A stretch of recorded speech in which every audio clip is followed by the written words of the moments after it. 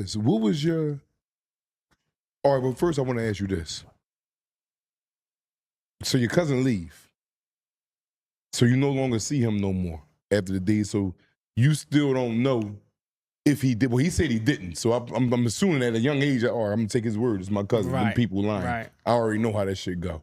So now, how are your days leading up to your preliminary and your trial? Now, like you said, you was on every block in there. So that if you was on every block, that's telling me that you was doing some shit. You was involved. I grew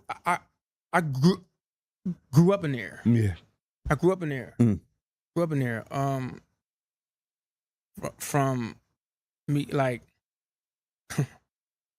they gave me a public defender because I ain't had no money, right? Yeah. They gave me a public defender. The public defender was like, I went on a visit with him, you know, the legal visit and all that. Public defender, like, official visit, right? He say, look, they got a deal for life on the table. You might as well go and just take that. And they're gonna be seeking it. Let me stop you again, but you can say that again for the audience to hear you, the family to hear you. What was your deal? Life. They got a deal for life on the table. You need to take because they're gonna seek the death penalty. Yeah. At 19 years old, man. This how a lot of 19-year-olds family get tricked because you don't know no better. You like, death penalty. I ain't do that. I ain't do that crime. I'm looking at him and I say, well, listen. But what made you not take the life? Because the motherfuckers would take that. Like, man, don't kill me. I know a lot of people that did that, yo, because they don't have the knowledge. They didn't have the knowledge. But this one youngin' man, it's crazy because I left him up mine hole. His name was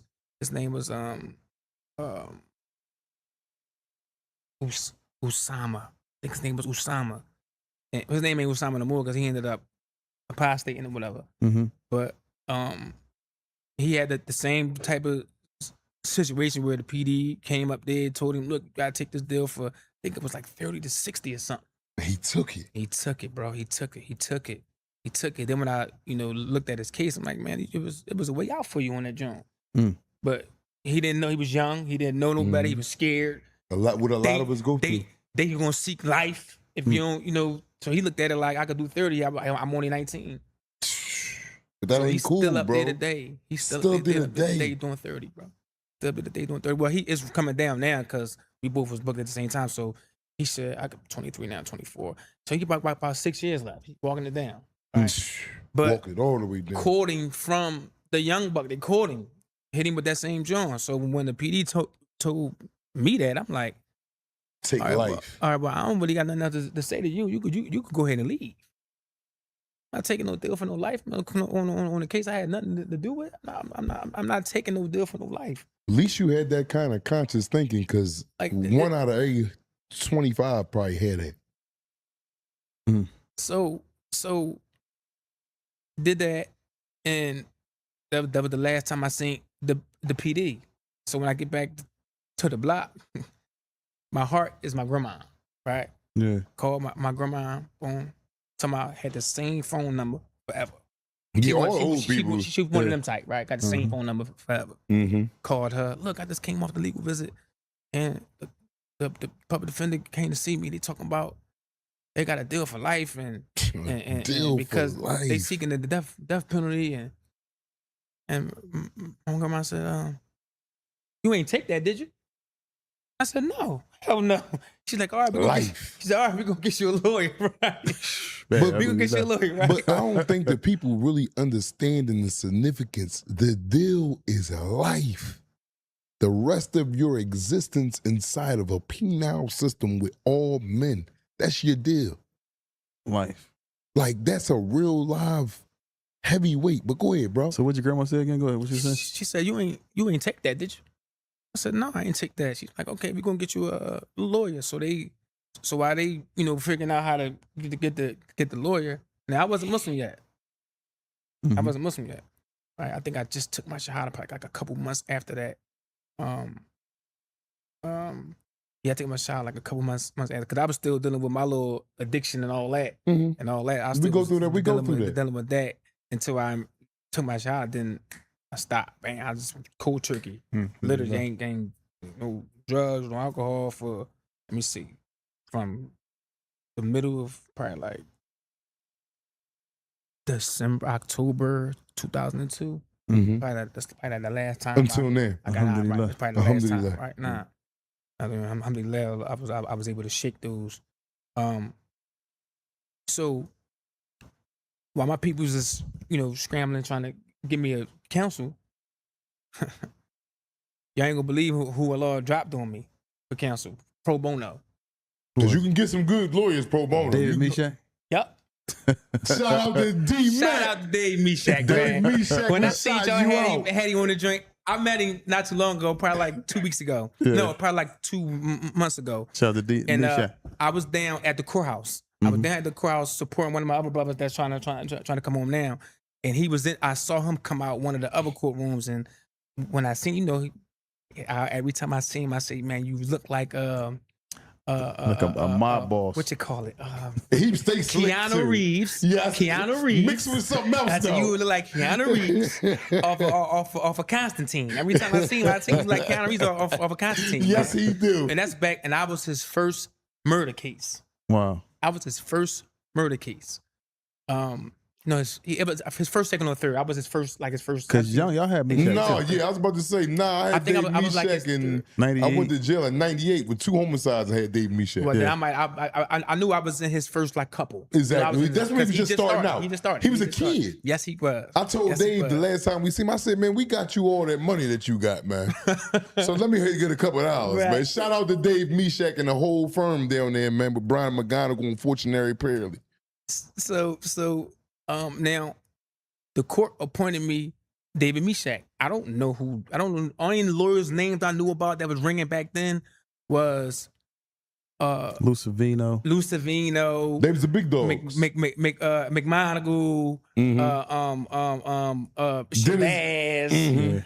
all the what's the bull Dennis guys, Kogan and all Dennis them. Kogan, yeah, Dennis guys, Kogan was the Yoli. boss, that body yes, snatcher yes, back he was. then. Yes, he was. DC. So, DC, right? DC. What you call them? Had DC when I was down there. Heads and all them, Yep, right? you had to have some money to have DC. Right, they had them. So now I'm on the block with Kabani Savage, right? Mm-hmm.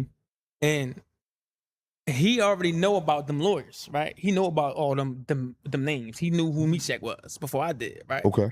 So when I come back, when I get the letter saying that I got Mischak as my lawyer, I give it to him like this. What they gave me? Like who dude?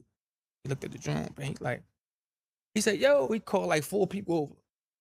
He was like, "Yo, this boy just got Mischak for free." For free. Yeah. Ain't that, don't that be? I know you sit there like, oh, what I'm y'all like, talking about? oh, I'm like, That's but Kabani Savage today. Right. Yeah. I said, what do good or something? He was like, he in the beginning, but everybody said he's a dog. Super. Say he's a dog, man. He's a dog. And I witnessed it firsthand. I got convicted on my 3rd trial.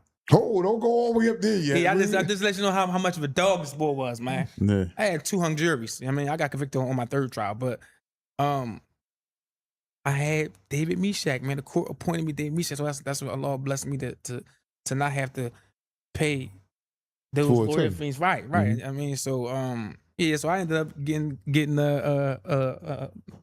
Mischak, and his representation was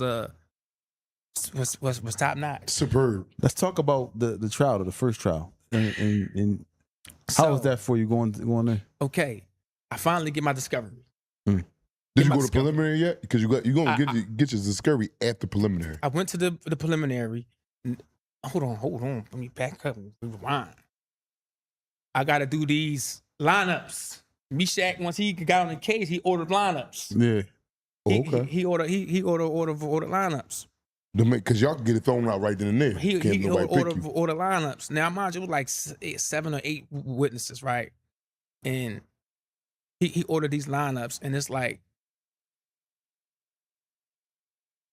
Explain what a lineup is, because a lot of the audience don't probably know what's a lineup. a lineup is when, if your lawyer requests it, that's when he's trying to get the witnesses. He's trying to put you in a lineup with other people who have similar features to you, right? Mm-hmm. And he want to put you in that lineup to see if the witnesses can identify you Exactly. prior to trial, Mm-hmm. right? And so Mischak ordered the lineups. It's like 8 witnesses. 2 of the 8 identified me. Right, 2 of the 8 identified me. So I'm trying to figure out, like, how did they identify me at all? When the night of the crime, y'all said it wasn't me. I didn't forget that. Mm-hmm. Remember the night they was like, no, that's not. That's why they let me go. So how For all of a 33 sudden days. now, right, 33 days later, now all of a sudden, see, what the homicide file revealed was that Dennis Duzak kept showing them my photos multiple times leading up within that 33 days. Staining their brain with your image. Right. So now when we get to the lineup, now it's easy. Even easy. then it wasn't because only 2 out of 8. That's out of 8, a right? hell of a win. Yeah. But that's enough to But hold that's all you hold it need. over. That's all you need. Even if it's one. That's enough to hold it over, right? And that was so, I had to go pick people up. I had to go pick people from the jail that I wanted to do the lineup with me, right? I ended up picking my man Salim Bay, right, down South Philly. Slick, shout out to Slick. Slick, man. Slick Bay, stand free up. Slick, man. Free Slick, Hot man. Bay too. Yeah, free Hot too, man. My man Slick in the bucket right now. That's man. my boys, though. Yeah, man. So so I ended up picking Slick. I ended up picking. It was a few people. My cellie at the time was somebody named Gaddafi from Ice City. The twins, they was down there. So it was a great. So I ended up picking all these people to go on the lineup, and so it was the 2 of the 8. So that was enough to hold it over. So get my discovery, and there's the statement from my cousin. After he said, "No, I don't know what you talking about, cuz." There was the statement. Yes, I was on C2 too. Yes, I was C2 with Bonnie. Yes, I was. I was C2 right there. Right. I was C2 with Bonnie. Right, and so get the statement. My cousin's statement is in there. He got the longest statement. I don't know why he decided to say what it is. He said, kind of find out he was he knew the witnesses and like he knew them, right? So somehow, some way, they got on to him, and then he used me as a deflection. That's how it always go. Your own cousin. He used me as a deflection. It was some jealousy things that was attached to that. I mean, because I'm just likable, right? Yeah, I'm just likable, and so when let me fast forward a little bit, then I'm gonna come back. Fast forward 2015, 14. I run into him. on Red. I run into him on Red. And I said, no, I'm sorry. 2012. I'm sorry. Fast forward to 2012. Somebody up Dallas hit me up. Said, yo, I think your folks here. Said, yeah. Your cousin. Yeah, your cousin here. I said, yeah. So you was at Dallas too at the time? No, I was at Monhoy. I spent all my time in Monhoy. You might know Hands and all them. Yes. You know Hands? Yeah, that's my no, for sure. That's our brother. For sure. He know me. Yeah. Nah. So somebody from Dallas said, yo, I think your folks here. I said, yeah. Because last time I checked, during the first trial, he said that he feared for his safety, so they put him in witness protection. Boom, put him in witness protection. They put him somewhere else, and I don't know where he was at. So when I hear that the last thing I know is he's in witness protection, 2002.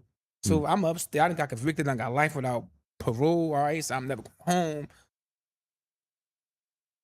2012, I find that my man hit me, say, I think your folks here. So yeah, how? He must have got locked up. So he ended up getting locked up for a drug case that violated his probation. They sent him there. Some goofy shit. Sends me there. So I'm going down for arbitration at the same time he going down for his case. And this is a strategy, man, for anybody who thinking like who the average thought is if you get close to him, you hurt him. That's the average thought. Yeah, for sure. The average thought. He did that when I see somebody say, man, you got snuff him and all that. You got crush. Yeah. You got crush cuz and all that. Yeah, no, yeah, that wouldn't have been smart of me, right? And why I'm saying that wouldn't have been smart of me is because I became a paralegal up there. I became a paralegal. Wow. Right?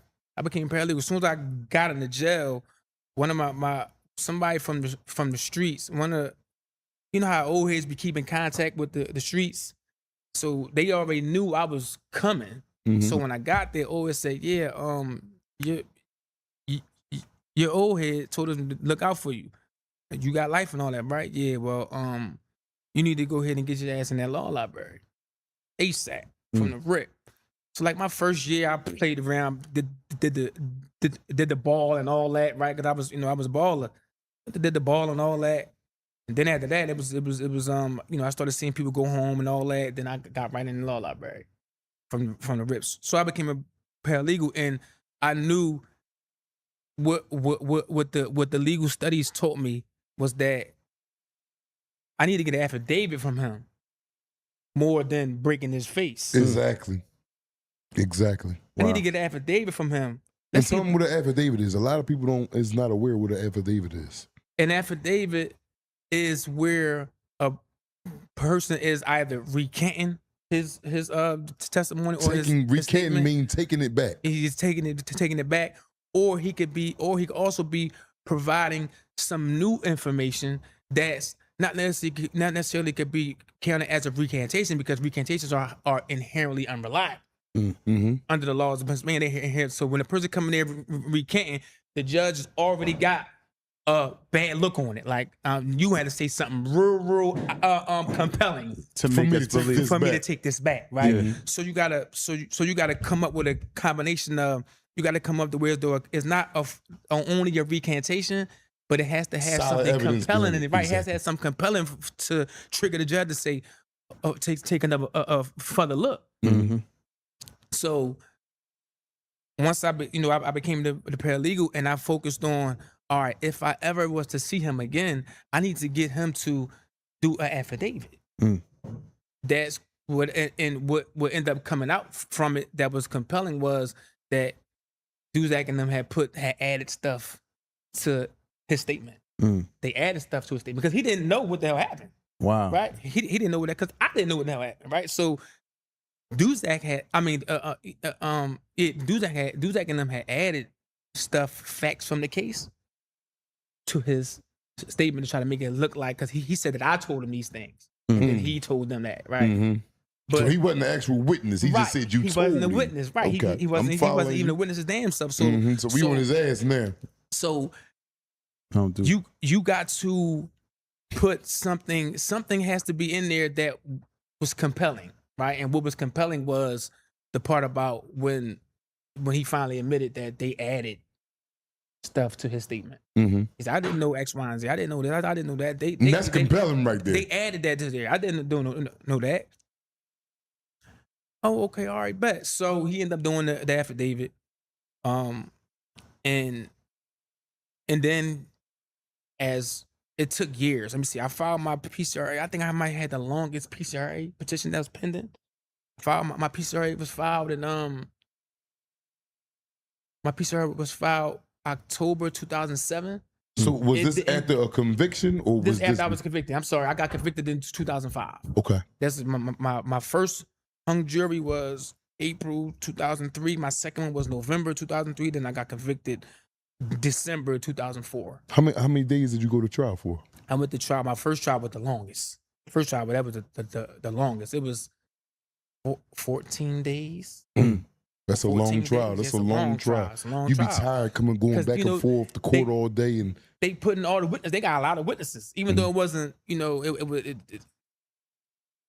As we went from trial to trial, looking back on it, the DA was getting sharper and sharper. Everybody gets sharper. Your lawyer and the DA. She started narrowing down her witness list. Yeah, and I might lead these people out. This happened with y'all on y'all indictment. Yeah. She started narrowing down the witness list, started chopping it down. Everybody that ain't making no sense, get out of here. Right, exactly, right. So, then we got to the second trial, This when they started throwing the deals out. Mm-hmm. First of all, no deal. Then after the first hung jury, it wasn't no deal. Then after the second hung jury, then the deal started to come. Because they see you ready. They see you got some wiggle room there. 20 to 40. 20 to 40. No. Duzak bring it. It's 20 to 40. I mean, what made you not want to take it? Mischak bring it. He was innocent. I was innocent. Because I know a lot of people that took deals that was innocent. No, for sure. And I know you do too. That's what I was about to say. I know a lot of people that's upstate that took deals that was innocent, but because they feared getting convicted and then spending forever trying to give it back. Exactly. You know what I'm saying? So I just was, now I wasn't privy to all that, right? I'm just looking like, man, I'm not taking no damn deal. I still got liquor on my breath. I'm still fresh off the streets. Yeah. Mm-hmm. I'm not, even though I'm getting dug in the jail, but I'm still fresh off the streets. I ain't ready to, take no deal. Mm-hmm. I'm not ready to take no deal. So 20 to Mischak bring the 20 to 40. I said, what you think? He said, I think we're gonna beat it. Just but it's up to you to make the. But he decision. got to bring a deal. He got to bring that to his attention. I wouldn't. He said I wouldn't take it. But I still got to bring it to you. All right, no, I'm not taking that. Let's go. We went back in. Boom, second joint. Never hung jury. How many days? How many days was this one? That was like 12 days. That's still a long time. That was 12 days. Yeah. It's a long time. That was 12 days. When I got convicted, it was 8 days. But 12 days. Boom, he could come back. All right, they got 15 to 30. No. All right. They trying. Yeah. They got 10 to 20. You still sitting up. No. You know, a lot of men done took that, man. Like, man, I'm getting out of the way, man. So they come 9 to 18. I might have took that. But hold on. Not guilty or nothing. Hold on. Now they peeking my joint, right? You tail wagging. Now I'm like, well, hold on. How far can we take this, right? Yeah. So I say now You still got Mischak. I still got Mischak. So he like, well, he said, all right, I'm gonna go back to him and I'm gonna see if they could come any lower. Now at the time I was just about almost up on my near 3 years in the county. And Heads and them, they went home, right? They went home, right? Because we was locked in down there together. They went home. So now I'm thinking like, all right. So one of the things that Heads told me was, don't be all hell strung on not taking the deal, even if you because they'll cook you. Do it because they'll cook you, young. They'll cook you. Then you be fighting forever trying to get it back. Yeah. Shout out to Heads.